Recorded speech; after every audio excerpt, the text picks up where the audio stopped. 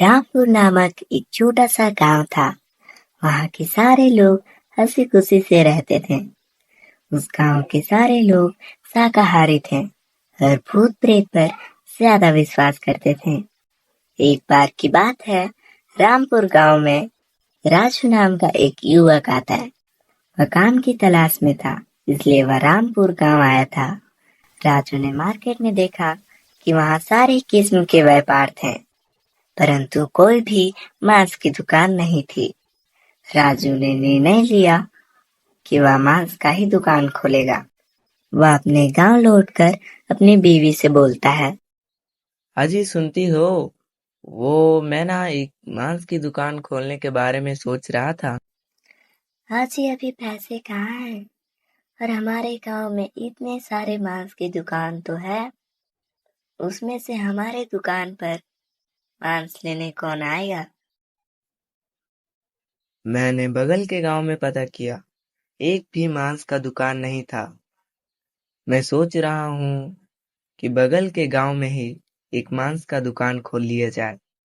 आपकी बात तो सही है जी, लेकिन हमारे पास इतने सारे पैसे आएंगे कहाँ से?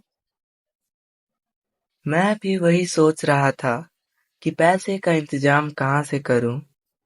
सुनिए जी, मैंने सुना है कि बैंक व्यापार करने के लिए पैसे देते हैं। क्यों ना हम लोग भी बैंक से लोन लेकर अपनी दुकान खोले? अरे हाँ शिमला, मैंने ये पहले क्यों नहीं सोचा। मैं कल सुबह होते ही बैंक के मैनेजर से बात करता हूँ। अगले दिन सुबह होते ही राजू बैंक के लिए निकलता है। कुछ देर में ही बैंक पहुंच जाता है। राजू ने बैंक मैनेजर से बोला। सर, मुझे व्यापार करने के लिए लोन चाहिए था। क्या मुझे लोन मिल सकता है? अरे हाँ भैया, मिल जाएगा, क्यों नहीं मिल सकता, लेकिन बैंक की कुछ फॉर्मेलिटी है, उसे पूरा करने पर ही मिलेगा। राजू सारे पेपर को भर कर मैनेजर को जमा कर देता है। कुछ दिनों के बाद राजू को लोन मिल जाता है और वह अपना छोटा सा मांस का दुकान खोल लेता है।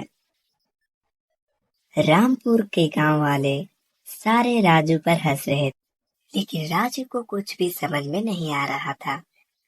वह अपने मन में सोचने लगा। अरे भाई, ये सब मुझ पे हंस क्यों रहे हैं?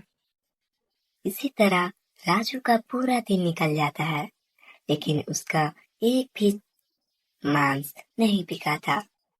रात होते ही राजू अपने दुकान को बंद करके अपने घर पहुंचता है।